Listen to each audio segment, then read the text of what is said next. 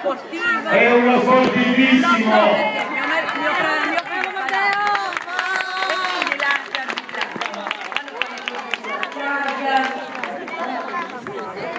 Fa un sacco di cose.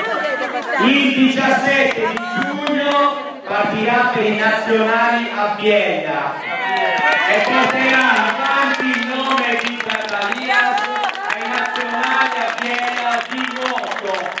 Questo ragazzo è un fulmine, un fulmine. Ma la cosa più bella è che questi progetti ci danno l'opportunità di far sì che questi ragazzi rientrino all'interno della scuola.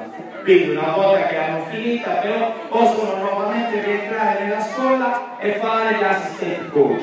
Questi ragazzi che vedete con la magliettina verde sono ragazzi che lavorano nel progetto scuola, nel senso sono atleti che fanno parte della Special Olympics e che vanno insieme ai tecnici nelle scuole materne, elementari e medie ad aiutare come assistant coach.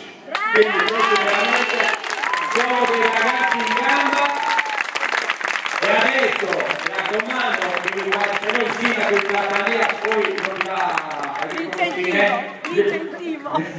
riconoscere